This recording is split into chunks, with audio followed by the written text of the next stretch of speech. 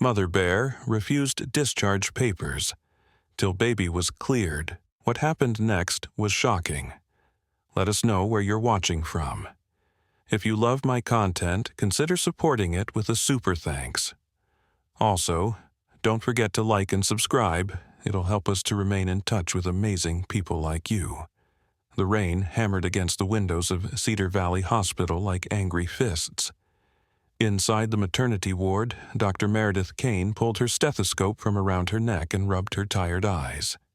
It had been 36 hours since she last went home, and the storm outside showed no signs of letting up. The power had flickered twice in the past hour, and the backup generators hummed like worried insects in the basement. "Dr. Kane, we need you in room 204, Nurse Riley Vaughn called from the hallway. Her voice carried an edge that made Meredith look up sharply. Riley had worked here for 15 years and rarely sounded rattled.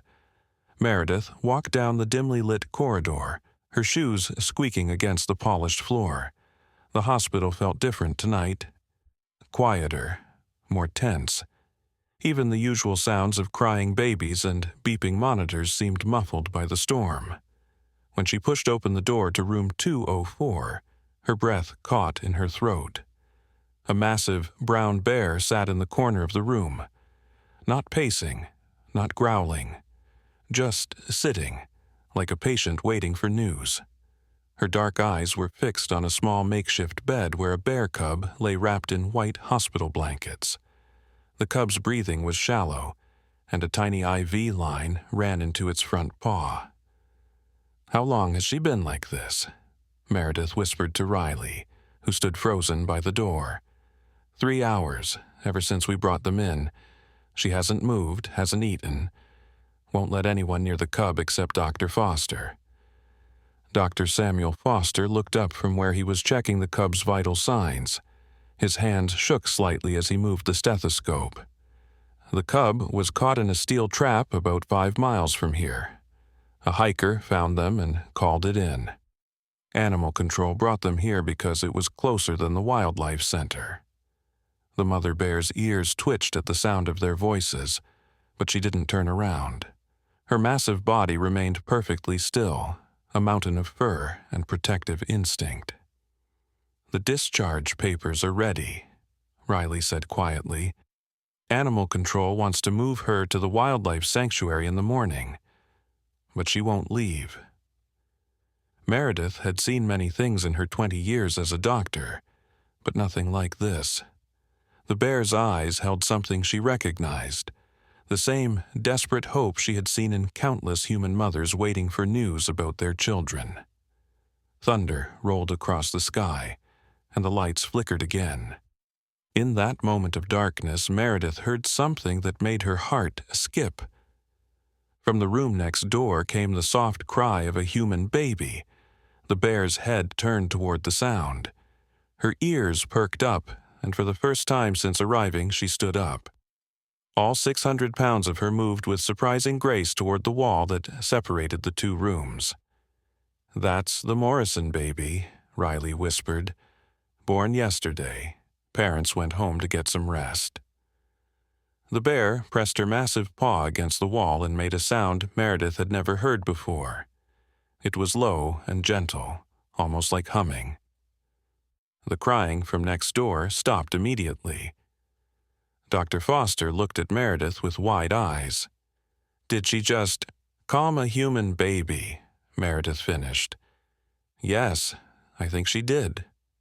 The bear returned to her cub's side, but her attention kept drifting to the wall. Every few minutes, when the baby next door would fuss, she would make that same humming sound, and silence would follow. "We need to call the wildlife authorities," Riley said. "This isn't normal behavior." But Meredith was watching the bear's face. In those dark eyes, she saw something that made her hesitate: pain, fear, and above all, love so fierce it could move mountains. "Not yet," she said softly. "Let's see what happens when the cub wakes up." As if responding to her words, the little cub stirred. Its eyes opened slowly, focusing on its mother. The bear immediately lowered her massive head and began grooming the cub with gentle licks. The storm outside grew stronger, and the hospital felt like a ship in rough seas. But in room 204, something extraordinary was happening. A wild animal was showing the same protective instincts that Meredith witnessed every day in human parents. The same desperate need to stay close, to guard, to heal through sheer force of will. What Meredith didn't know was that this was only the beginning. The bear had made a decision that would change everything, and she wasn't going anywhere until she was certain both babies were safe. The hours passed slowly. Meredith found herself checking on room 204 every 20 minutes, drawn by something she couldn't explain. Each time she entered, the bear would look at her with those intelligent eyes, as if trying to communicate something important. The cub was showing signs of improvement, but the infection from the trap wounds was still serious. At 3 in the morning, everything changed. The human baby next door began crying harder than before. It was a different kind of cry, sharp, distressed, the kind that made every nurse on the floor stop what they were doing. Riley rushed to check on the Morrison baby while Meredith stayed with the bear. "Doctor?" "Kane." Riley's voice cracked with panic. "The baby's running a fever. Temperature is 103.2 and climbing fast." Meredith's blood ran cold. High fevers in newborns could be deadly. She was about to leave when she noticed the bear had stood up again.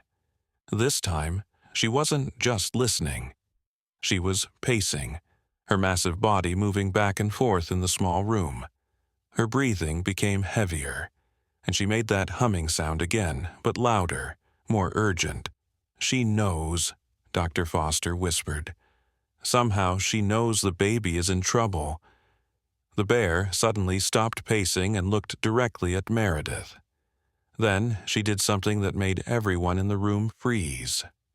She walked to the wall that separated the two rooms and began pushing against it with her shoulder.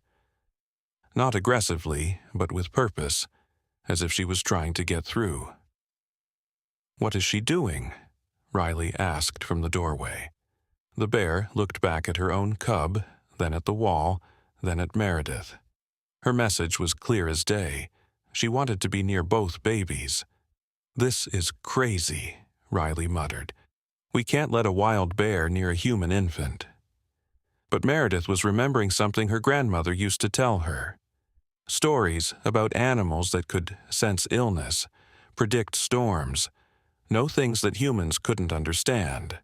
Her grandmother had been a midwife in the mountains for 40 years, and she swore that animals often knew when babies were in danger before anyone else did. "Dr. Foster, how's the cub responding to treatment?" "Better than expected. The antibiotics are working and the wounds are starting to heal, but—" He paused, looking at the bear. "She won't eat. She's been offered food 6 times and she refuses everything. It's like she's too worried to think about herself." The bear continued to stare at the wall, occasionally making soft sounds that seemed to calm the crying from next door, even though the wall was solid concrete, and the baby couldn't possibly hear her through it. Meredith made a decision that would haunt her career forever, or make her a legend. She wasn't sure which. "Riley, call maintenance. Ask them if there's a way to create a temporary opening between these rooms. Something safe with bars or glass so the bear can see both babies." "You can't be serious," Riley said, her face pale. "The Morrison baby's fever isn't responding to treatment. We've tried everything, and this bear—" Meredith gestured to the massive animal who was now sitting perfectly still, staring at the wall with an intensity that made the hair on everyone's arms stand up. "She's trying to help. I can feel it." Dr. Foster checked his watch. "The wildlife authorities will be here at 7 a.m. That's 4 hours. If we're going to do something, it has to be now." The bear seemed to understand their conversation. She looked at each of them in turn, then walked back to her cub. She gently nuzzled the little one, who was now awake and making soft squeaking sounds. The cub tried to stand but was still too weak. That's when the bear did something that made everyone's breath catch. She carefully picked up her cub in her mouth, the way mother cats carry kittens, and walked to the door. She sat down and looked at Meredith expectantly. "She wants to go to the other baby," Dr. Foster said in amazement.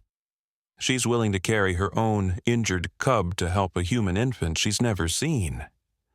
The crying from next door had stopped for a moment, but they could hear Riley talking to someone on the phone, probably calling for more help with the fever. Meredith looked at the bear, at the trust in those dark eyes, at the gentle way she held her own baby while wanting to help another.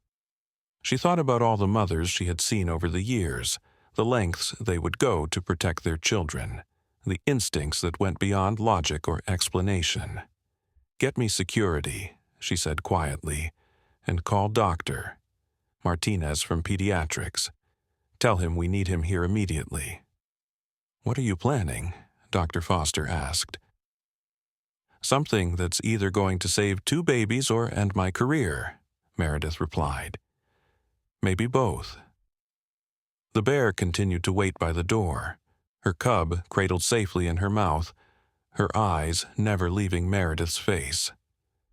Outside, the storm was beginning to calm, but inside the hospital, the real adventure was just beginning. As if sensing the moment's importance, the bear made that humming sound again.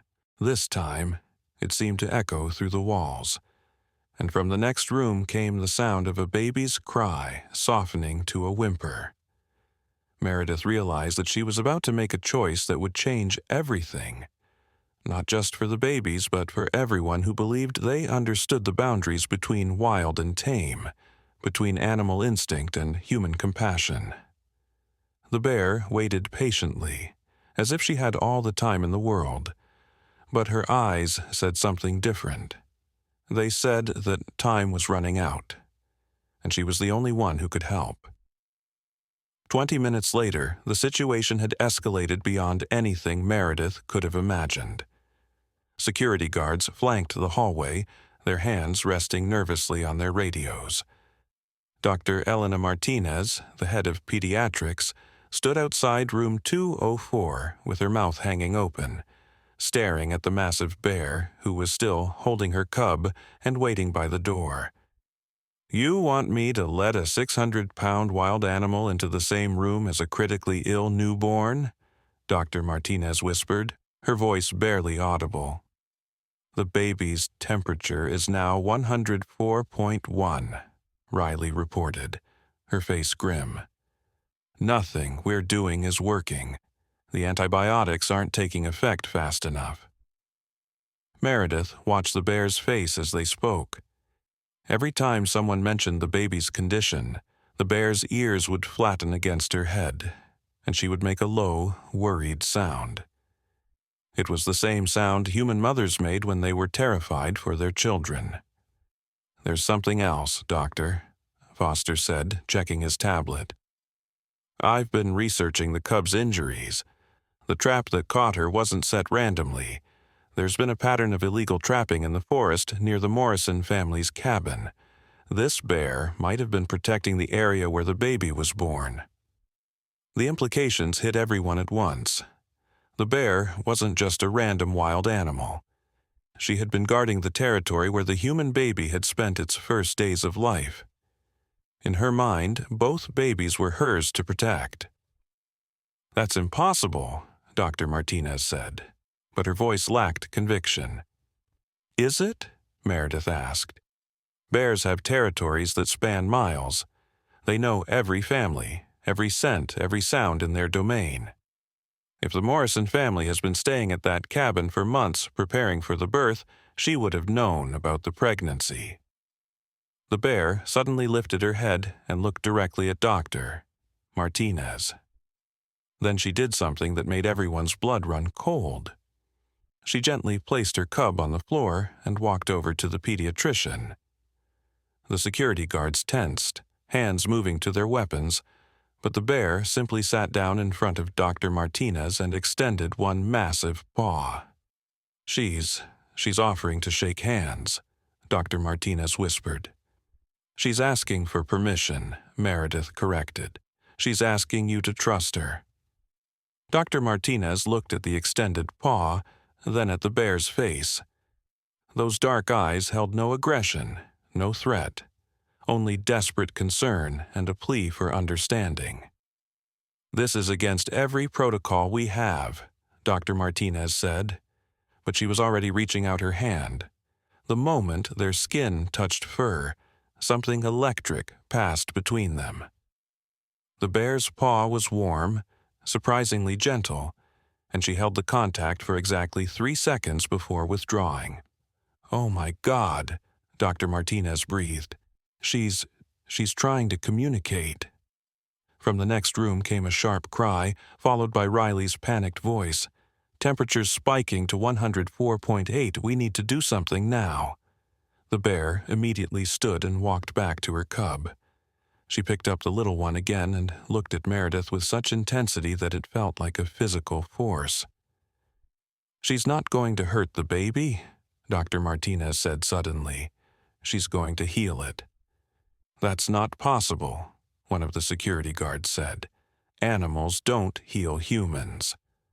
"Don't they?" Dr. Foster interjected. "Therapy dogs, emotional support animals, service animals that can detect seizures, diabetic alert dogs that smell blood sugar changes. We've documented thousands of cases where animals have healing effects on humans." The bear walked to the door again and looked back at them. Her message was clear. Time was running out. Meredith made the decision that would define the rest of her life. "Clear the hallway. Everyone except essential medical staff needs to leave.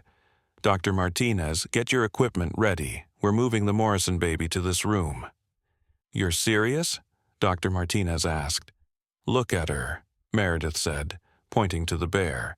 "She's not pacing anymore. She's not anxious. She's determined. She knows exactly what she's going to do." The next 30 minutes were a blur of careful preparation. The Morrison baby was wheeled into room 204 on a portable incubator, monitors beeping frantically as the fever continued to climb. The bear watched every movement. Her cub still held gently in her mouth. When the human baby was positioned near the window, the bear slowly approached. She placed her own cub on a blanket on the floor, then sat down between the two babies. The room fell silent, except for the sound of medical equipment and the bear's steady breathing. What happened next would be talked about in medical journals for years to come. The bear began to hum. Not the soft sound she had made before, but a deep, resonant vibration that seemed to come from her chest. The sound filled the room, and within seconds both babies stopped crying. The human infant's heart rate, which had been dangerously high, began to slow to a normal rhythm. "The fever," Dr. Martinez whispered, checking the monitors. "It's starting to come down." But the bear wasn't finished. She carefully extended one massive paw and placed it on the incubator, not touching the baby, but close enough that the warmth from her body could be felt through the plastic. Her humming continued, and the readings on the monitors began to normalize. "Body temperatures dropping," Riley reported in amazement. 103.9, 103.5, 103.2. The bear's own cub, responding to its mother's healing vibrations, began to move more energetically. The little one stood up for the first time since the trap injury and walked over to sit next to its mother. "This is impossible, Doctor," Martinez said, but she was smiling as she watched the baby's vital signs return to normal. "Is it?" Meredith asked. "Or have we just witnessed something that science hasn't figured out how to explain yet?" The bear continued her healing session for another hour. The humming never stopped, and neither baby showed any signs of distress. In fact, both seemed more peaceful than they had since arriving at the hospital. As dawn began to break through the windows, casting golden light across the room, the bear finally lifted her paw from the incubator. She looked at each of the medical staff in turn, then at both babies. Her job was done. But as she walked toward the door, carrying her cub once again, she paused and looked back. Her eyes met Meredith's, and in that moment, an understanding passed between them that would change everything. The bear wasn't ready to leave yet. There was still something more she needed to do. Outside, the sound of vehicles could be heard approaching. The wildlife authorities had arrived early, and they were bringing tranquilizer guns. The bear's ears perked up at the sound, and her body tensed. She had saved both babies, but now she faced a choice that would determine whether her own cub would survive the journey to whatever facility they planned to take her to. The little one was healing, but still weak. A tranquilizer could be fatal in its current condition.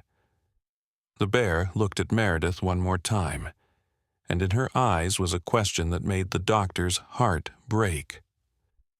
"Will you protect my baby the way I protected yours?"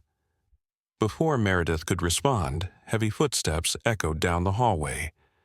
Captain James Thornton from the Wildlife Protection Agency burst through the door, followed by 3 officers carrying tranquilizer rifles. His face was red with anger and confusion. "What the hell is going on here?" he demanded. "We were told there was a dangerous bear in the maternity ward, but nobody mentioned it was in the same room as human patients." The bear immediately positioned herself between the officers and both babies. Her cub, sensing danger, whimpered and tried to hide behind its mother's massive leg. The bear's protective instincts kicked in fully, and for the first time since arriving at the hospital, she showed her teeth. "Captain Thornton, please lower your weapons," Meredith said, stepping forward with her hands raised. "This bear has been helping us. She saved a baby's life." "Bears don't save human lives, Doctor. They maul people. Step away from the animal immediately." But as Thornton raised his tranquilizer gun, something unexpected happened. The Morrison baby, who had been peacefully sleeping in the incubator, began to cry. Not the fevered, distressed crying from before, but the normal, healthy crying of a newborn who sensed tension in the room. The bear immediately turned toward the baby and made her gentle humming sound. The crying stopped instantly, and the baby's vital signs remained stable on the monitors. "Did you see that?" Dr. Martinez whispered to Captain Thornton. "She's responding to the baby's distress." "I don't care what I saw," Thornton replied, but his voice had lost some of its authority. "Wild animals belong in the wild, not in hospitals." Dr. Foster stepped forward, his tablet in hand. "Captain, before you tranquilize her, there's something you need to know. I've been tracking the illegal trapping activity in Sector 7 of the forest. This bear and her cub were victims of poachers, but they're also key witnesses." "Witnesses? Bears can't be witnesses. They can lead us to the trap sites. This mother bear has been protecting a 12-square-mile territory that includes 3 illegal trap lines. Without her, we'll never find all the traps. More animals will die." Thornton hesitated, his fingers still on the trigger. "That's not my problem. My job is to remove dangerous wildlife from populated areas." The bear, sensing the continued threat, began to back away toward the window. Her cub followed, limping slightly but determined to stay close to its mother. As they moved, something fell from the cub's fur onto the floor. Riley bent down to pick it up. "It's a collar," she said, holding up a small metal band. "There's an engraving on it." Dr. Martinez took the collar and read the inscription aloud. "Property of North Ridge Research Station. Subject B47, contact Dr. Sarah Whitman if found." The room fell silent. Everyone stared at the collar, then at the bear, then back at the collar. "This bear is part of a research study," Meredith said slowly. "She's not wild. She's been studied by scientists. Captain Thornton lowered his weapon slightly. That changes things. If she's part of an official study, I need to contact the research station before taking any action. But as he reached for his radio, the bear made a decision that shocked everyone. She walked over to the human baby's incubator and placed her paw on it again. This time, she looked directly at Captain Thornton and made a sound that was almost like speaking. "She's trying to tell him something," Dr. Foster said in amazement. The bear repeated the sound, more insistently this time. Then she walked to her own cub and nudged it toward the incubator. The little cub, understanding its mother's intention, sat down next to the human baby and began making soft chirping sounds. "Oh my God," Riley whispered. "She's introducing them. She's showing him that they're family." Captain Thornton stared at the scene before him. A wild bear and her cub sitting peacefully next to a human infant. All three babies calm and content. It went against everything he had been trained to believe about wild animal behavior. "I need to make a phone call," he said finally, holstering his tranquilizer gun. "Nobody move until I get back." As Thornton left the room, the bear relaxed visibly. She returned to her position between the two babies and resumed her gentle humming. The sound was so soothing that several of the medical staff found themselves getting drowsy. "Dr. Kane," Dr. Foster said quietly, "there's something else about that research caller. Northridge Research Station was shut down 3 years ago due to funding cuts. If this bear was part of their study, she's been on her own for years." "What kind of study was it?" Meredith asked. Dr. Foster typed on his tablet, searching for information. "It was a behavioral study focusing on maternal instincts in wild animals. Specifically, they were researching whether animals could develop protective feelings toward other species' offspring." The implications hit everyone at once. This bear hadn't just randomly developed a protective instinct toward the human baby. She had been trained, studied, and conditioned to care for babies of any species. "The researchers must have used human infants in their studies," Dr. Martinez said. "That's why she knows how to calm them, how to help them heal." But as they discussed the research, none of them noticed the bear's reaction to their conversation. Her ears had flattened against her head, and her breathing had become shallow and rapid. The mention of the research station had triggered memories that she had tried to forget. The bear's cub sensed its mother's distress and moved closer to her. The little one nuzzled against her leg, trying to provide comfort. But the bear's eyes had taken on a distant, haunted look. Suddenly, she stood up and walked to the window. Outside, more vehicles were arriving. Not just wildlife officials, but men in dark suits carrying briefcases and cameras. The bear's body began to tremble. "She's scared," Riley observed. "She recognizes those people." Dr. Foster looked out the window and saw the logo on one of the vehicles. Northridge Research Corporation.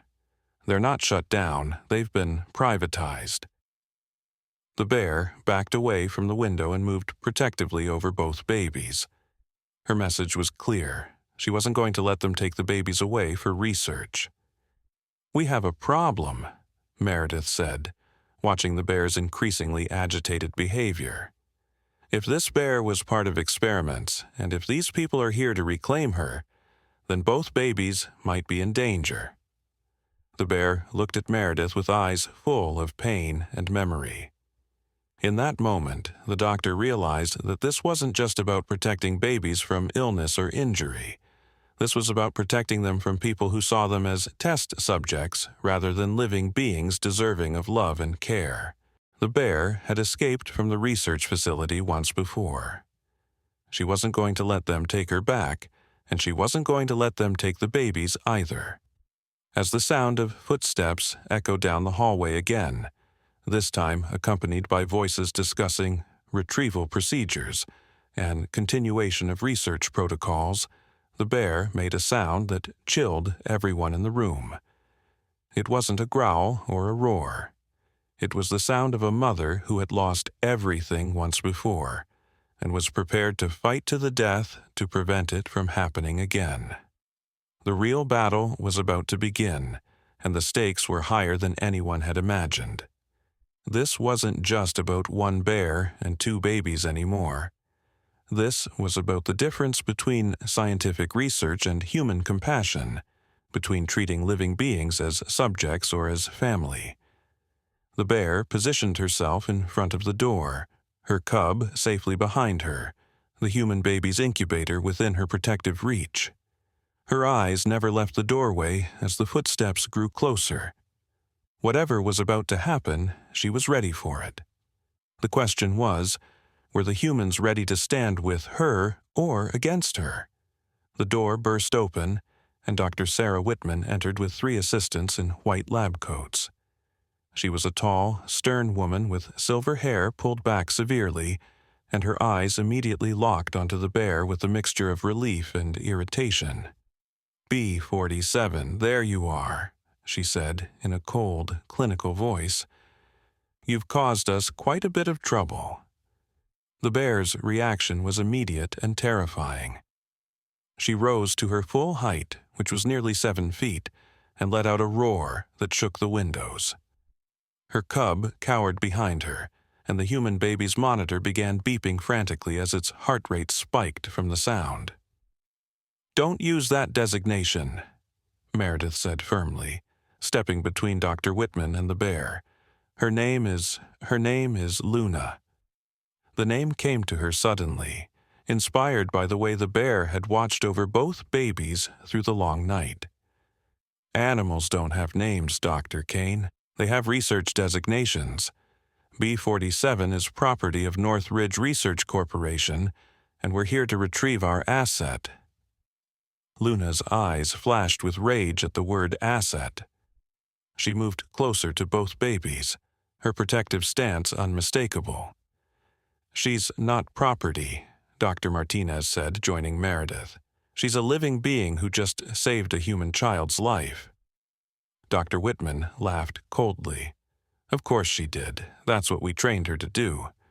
B-47 is part of our cross-species maternal bonding program. We've conditioned her to respond to infant distress calls from any mammalian species." Riley gasped. "You experimented on her maternal instincts." "We enhanced them," Dr. Whitman corrected. "Through a series of hormone treatments and behavioral conditioning, we created the perfect surrogate mother. B-47 can nurse and care for orphaned animals of dozens of different species." Dr. Foster pulled up something on his tablet, his face growing pale. "Dr. Whitman, I'm looking at your research files. According to this, you separated B-47 from her natural cubs when they were only 3 weeks old. You used them as test subjects for different experimental procedures." Luna's breathing became labored at the mention of her lost cubs. The little cub beside her whimpered, sensing its mother's pain. This cub wasn't one of her original babies. This was a rescue, an orphan she had adopted and protected with the fierce love that had been manipulated and weaponized by the researchers. "That's standard protocol, Doctor," Whitman said dismissively. "Natural maternal bonds needed to be broken so artificial ones could be established. B-47 has successfully raised over 30 orphaned animals in the past 3 years." "Where are her original cubs?" Meredith asked, though she dreaded the answer. Dr. Whitman's silence was answer enough. Luna seemed to understand the conversation. She looked at each human in the room, then at the research team, then at both babies. Her eyes filled with something that looked disturbingly like human tears. "She knows," Dr. Martinez whispered. "She knows what happened to her first babies." "Animals don't experience grief the way humans do," Dr. Whitman said, but her voice lacked conviction. "Don't they?" Dr. Foster challenged. because everything I'm seeing suggests otherwise. That's when Luna did something that changed everything.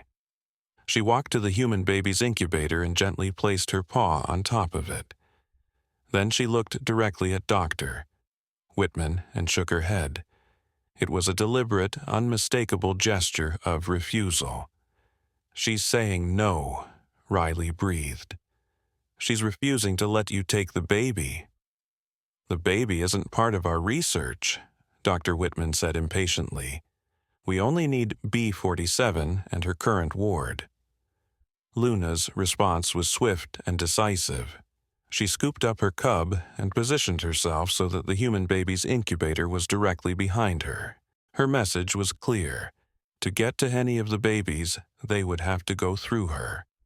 "Dr. Whitman," one of her assistants said nervously, "perhaps we should wait for the tranquilizer team."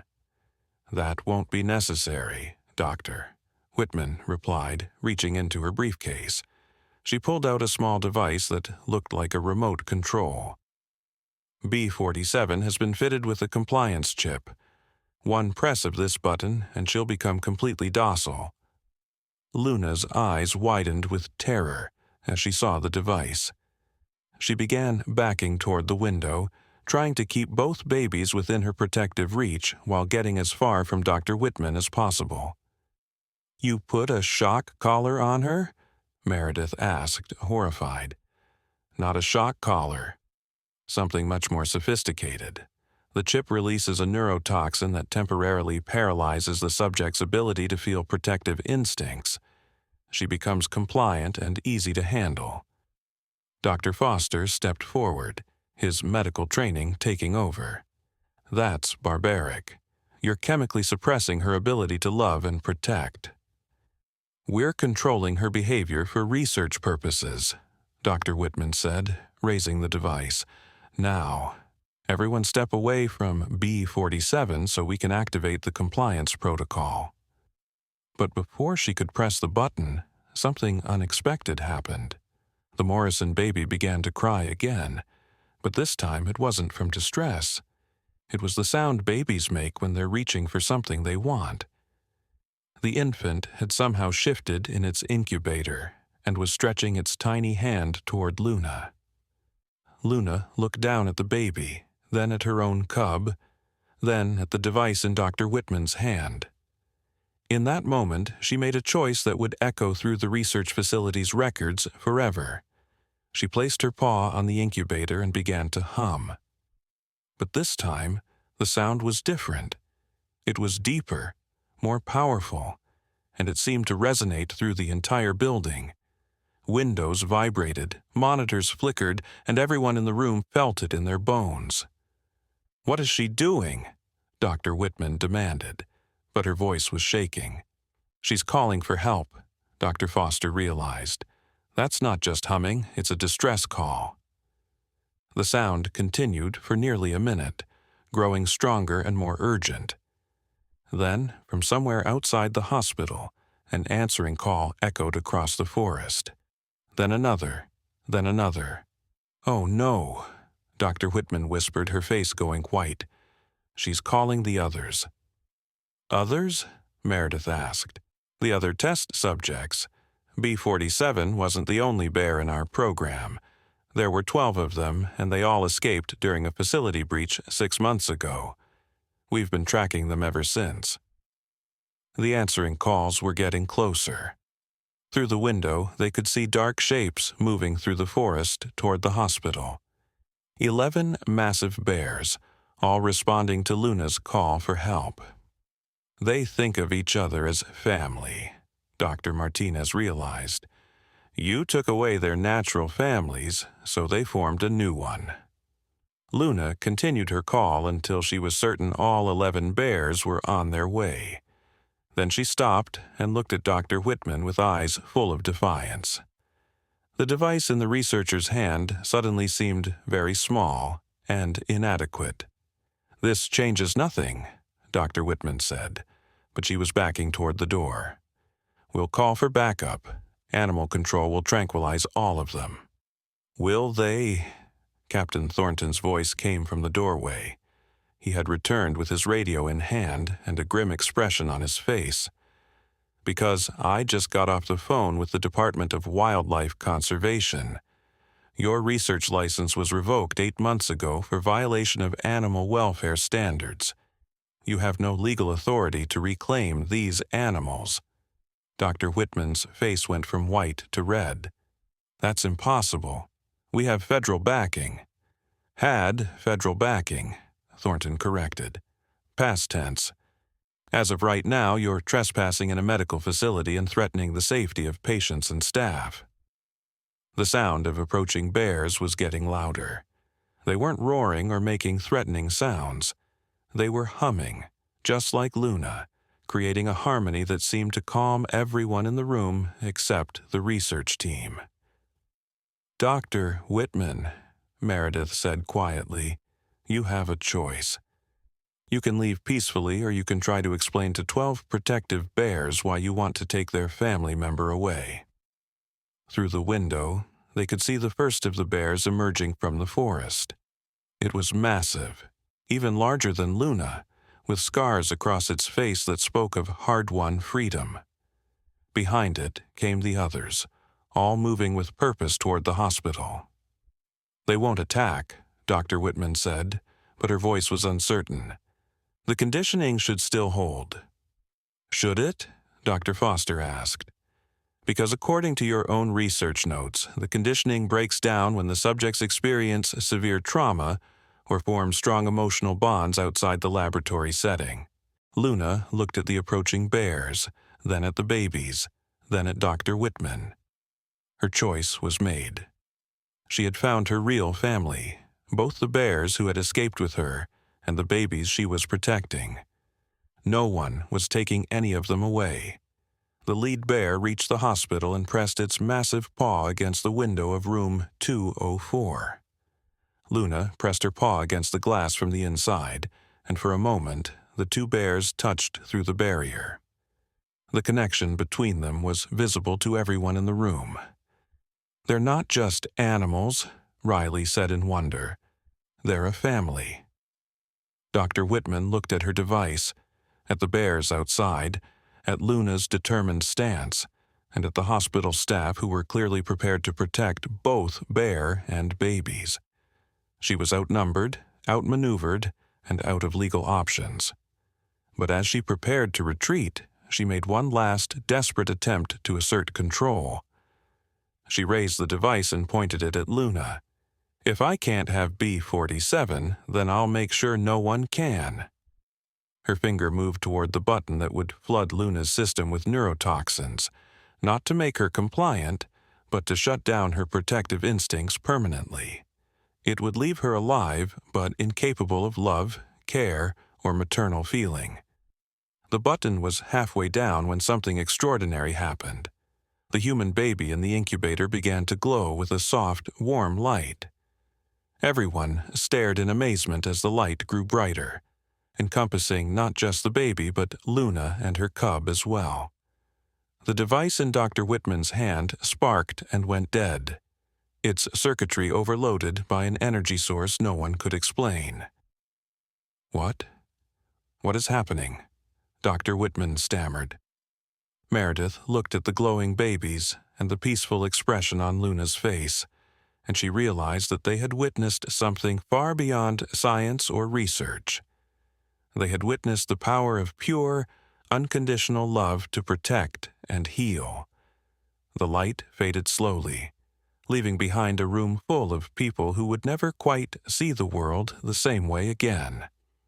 Luna looked at each of them in turn, her eyes full of gratitude and wisdom that seemed almost human. The battle was over, but the real story was just beginning. As the last traces of the mysterious light faded from the room, Dr. Whitman and her team retreated in confusion and fear. The device that was meant to control Luna lay smoking on the floor, its circuits completely fried. Captain Thornton escorted the research team from the building, but not before Dr. Whitman turned back one last time. "This isn't over," she said coldly. "There are others who will want to study what happened here. You've opened a door that should have stayed closed." Her words sent a chill through everyone in the room, but Luna seemed unaffected. She was focused entirely on the two babies, her protective instincts stronger than ever after the attempt to suppress them. Outside, the 11 bears had formed a protective circle around the hospital. They weren't threatening anyone, but their message was clear. They were here to stay until their family member was safe. Dr. Foster approached the window and observed the bears more closely. "Meredith, you need to see this. These aren't just random bears. Look at their behavior patterns." Each bear had positioned itself at a strategic point around the building. They were taking turns resting while others kept watch. It was organized, almost military in its precision.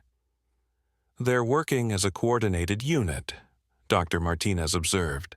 "The research didn't just enhance their maternal instincts, it enhanced their intelligence and their ability to cooperate." Luna heard their conversation and walked to the window. She placed her paw against the glass and made a series of soft sounds. The bears outside responded with their own vocalizations, clearly communicating in a language that was far more sophisticated than normal bear communication. "They're planning something," Riley said nervously. "But what?" Their question was answered an hour later when Jack Morrison, the human baby's father, arrived at the hospital. He burst into the room in a panic, having been called about his child's fever, only to stop dead at the sight of Luna sitting peacefully next to his son's incubator. What is that doing near my baby?" he demanded, his voice shaking with fear.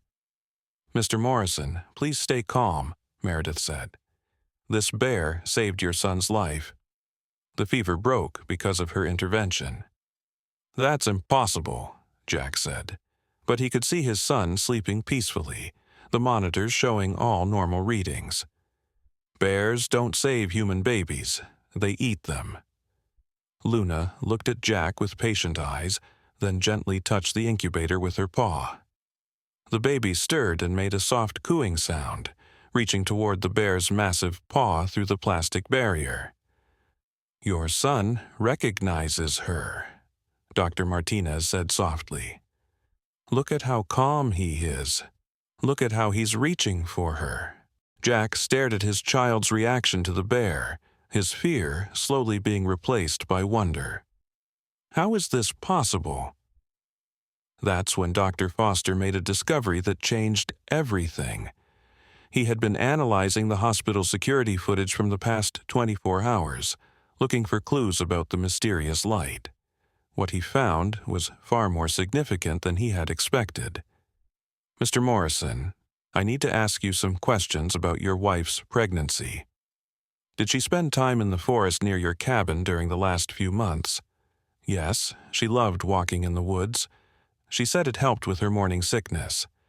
She went out there every day, sometimes for hours." "Did she ever mention seeing bears?" Jack's expression changed. "Actually, yes. She said there was a mother bear with a cub that she encountered several times, but the bear never seemed threatening. Sarah said it was almost like the bear was watching over her."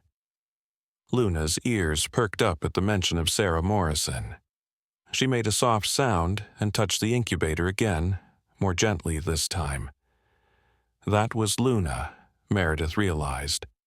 She was protecting your wife during the pregnancy. She's been watching over your family for months. But Dr. Foster's analysis revealed something even more extraordinary. "Mr. Morrison, according to the footage, when the light appeared in this room, it didn't originate from your son. It came from your wife." "My wife? But she's not here. She's at home resting." "Is she?" Dr. Foster asked, pointing to the security monitor. On the screen, they could see Sarah Morrison walking through the hospital lobby, moving with purpose toward the maternity ward. But there was something different about her. She seemed to glow with the same soft light that had protected the babies and destroyed Dr. Whitman's device.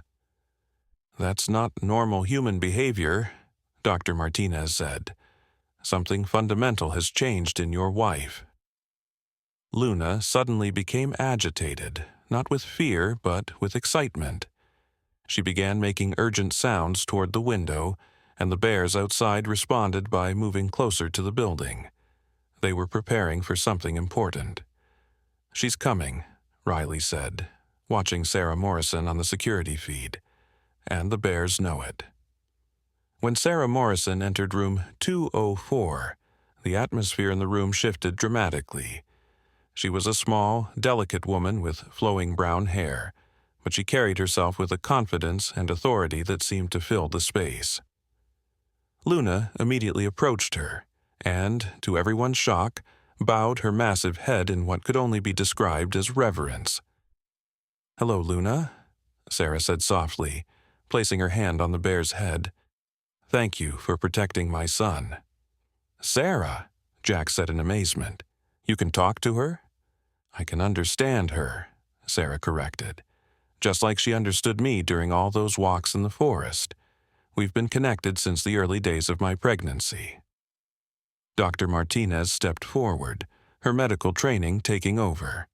"Mrs. Morrison, I need to examine you. The energy signature we detected earlier was extraordinary. We need to understand what's happening to you."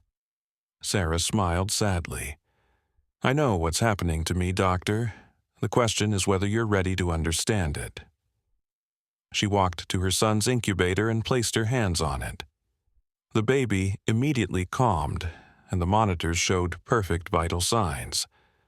But more than that, the baby seemed to grow stronger, more alert, more aware of his surroundings. "The connection between Luna and me during the pregnancy created something new," Sarah explained. "A bridge between human and animal consciousness. My son isn't just a normal human baby. He's something more." "What do you mean?" Meredith asked. "He can communicate with animals on a level that humans have never achieved before. Luna didn't just save his life last night. She awakened abilities that were dormant in his DNA." As if to prove her point, the baby opened his eyes and looked directly at Luna.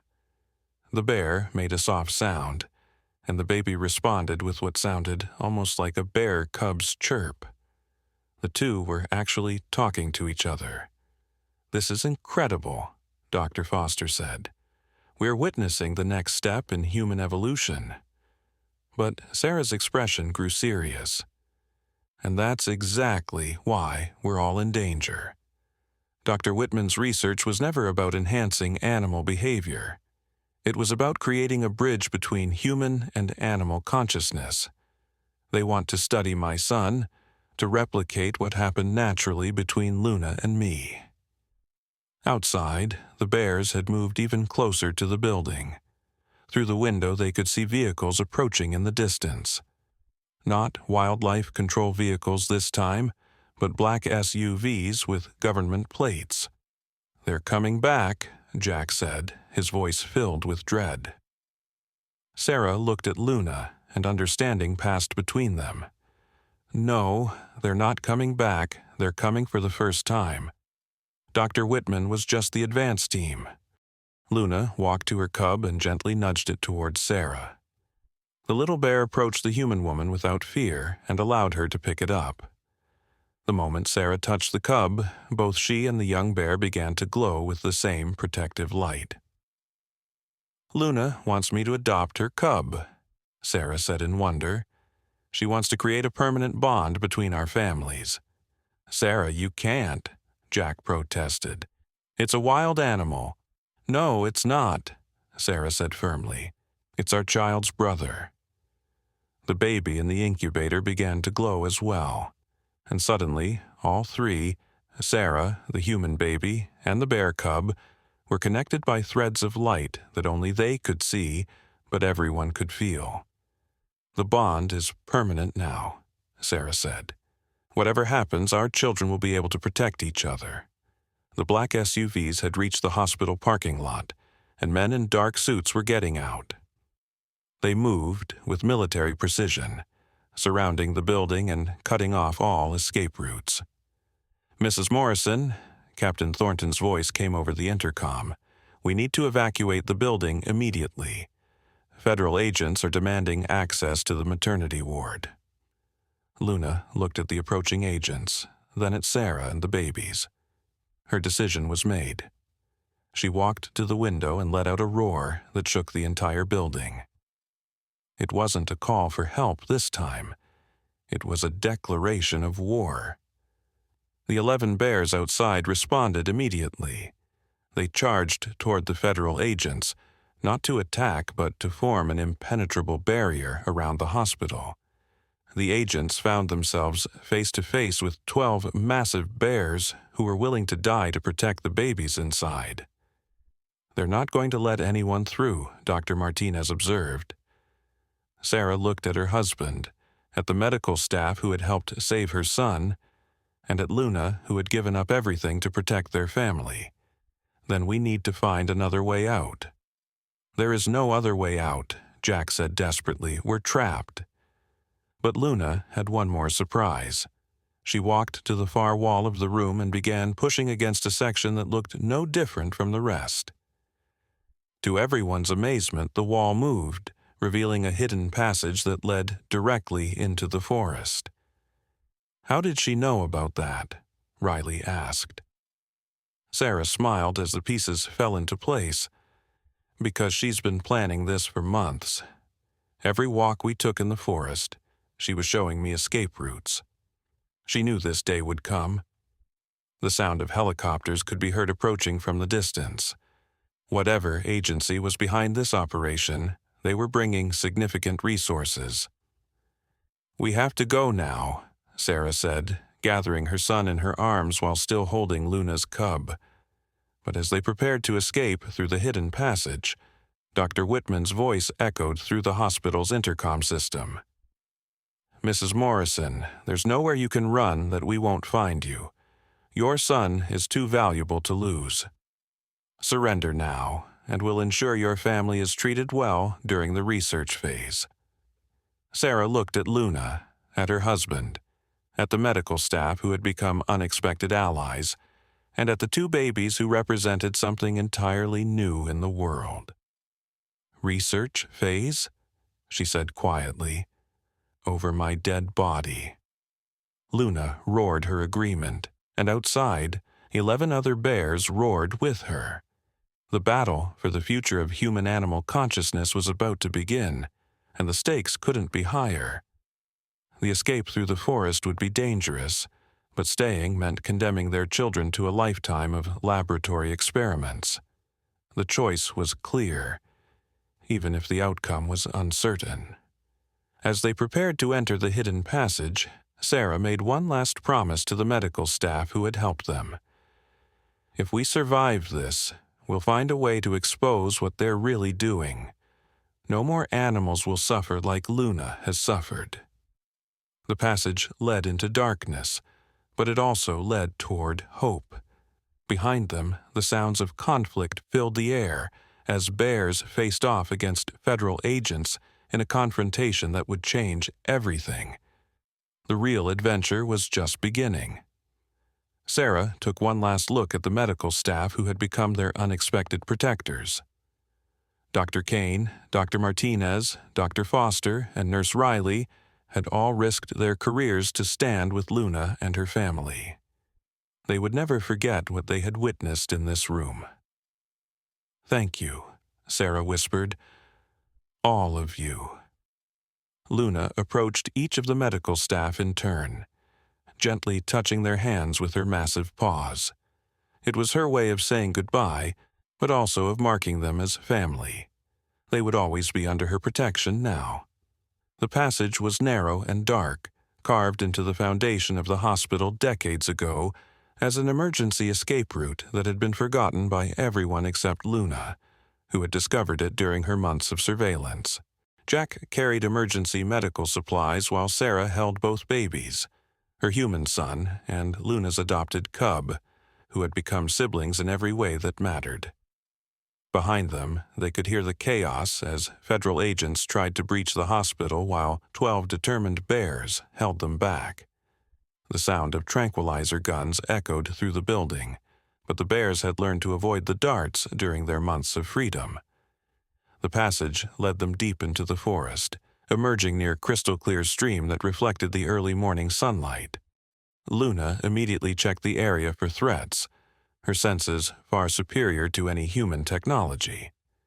When she was satisfied they were safe, she sat down beside the stream and began to hum softly. "She's calling them," Sarah said, understanding Luna's intention. One by one, the other 11 bears emerged from the forest. They had successfully held off the federal agents long enough for the families to escape, and now they were reuniting as planned. But they weren't alone. Following behind the bears came other animals: deer, rabbits, foxes, even birds flying overhead. All of them seemed drawn to the babies that Sarah carried. "They can sense it," Jack said in amazement. "They can sense that the children are different." Sarah knelt by the stream and gently placed both babies on a soft patch of grass. The human baby and the bear cub immediately reached for each other, their tiny hands and paws touching as they had in the hospital room. The moment they made contact, that soft golden light appeared again, but this time it spread outward, touching every animal in the clearing. It's not just a bridge between human and animal consciousness, Sarah realized. It's a healing force. They're healers. Luna approached the babies and began her gentle humming. The other bears joined in, creating a harmony that seemed to resonate through the entire forest. The smaller animals added their own voices, chirps, squeaks, and calls that blended into something beautiful and otherworldly. Dr. Kane, who had followed them partway through the passage to ensure they were safe, stood at the forest edge watching in wonder. She would later describe this moment as the most profound experience of her medical career, witnessing the birth of a new kind of healing that didn't require hospitals or medicines or machines. "This is what Dr. Whitman was really trying to create," Sarah said to Jack. "But she was doing it through force and control. What happened naturally between Luna and me during the pregnancy created something pure and beautiful instead of twisted and broken." The babies continued to glow softly as animals from throughout the forest came to pay their respects. It was as if they understood that these children represented hope for a future where humans and animals could truly understand each other. Luna picked up her cub gently and looked at Sarah one last time. Her message was clear. It was time to go deeper into the forest, to a place where the children could grow up safely, protected by their extended family of bears and wild creatures. "We can't go back to our old life," Jack said, finally understanding what their future held. "No," Sarah agreed. "But we're going to have a much more extraordinary one." As they prepared to follow Luna deeper into the wilderness, the sound of helicopters grew distant. The federal agents would continue searching, but the forest was vast, and they had 12 highly intelligent bears and countless other animals helping to hide them. Dr. Kane watched from the forest edge as the unusual family disappeared into the trees. She would return to the hospital and face difficult questions about what had happened, but she would also carry with her the knowledge that she had witnessed something miraculous, a mother's love that transcended species, the birth of children who could heal the ancient divide between human and animal, and the power of compassion to triumph over exploitation. 6 months later, stories began to circulate among forest rangers and hikers about unusual sightings in the deep woods. Bears walking peacefully alongside humans. Sick animals being mysteriously healed after encounters with a family that lived among the trees. Children who could calm wild creatures with a touch and bring harmony to the natural world. The government agencies eventually gave up their search, classifying the incident as an unexplained anomaly. Dr. Whitman's research program was permanently shut down, and the remaining test subjects were released into protected wildlife preserves. At Cedar Valley Hospital, room 204 was converted into a special care unit for orphaned animal babies. Dr. Kane, Dr. Martinez, Dr. Foster, and Nurse Riley worked together to create a program that honored Luna's spirit of cross-species compassion and healing. And deep in the forest, where ancient trees whispered secrets and streams sang lullabies, two children grew up learning that love knows no boundaries, that family can take any form, and that the greatest healing comes not from trying to control nature, but from becoming one with it. Luna's sacrifice had saved more than just two babies. She had saved the future itself, creating a new generation that would remember what it meant to live in harmony with all living things. Sometimes, late at night when the wind was just right, the medical staff at Cedar Valley Hospital could hear a familiar sound drifting through the forest. The gentle humming of a mother bear who had found her true family at last, surrounded by the children she had chosen to protect and the love that had made them all whole. The discharge papers had never been signed. Luna had refused to leave until her babies were cleared, and in the end, she never had to leave at all. The end.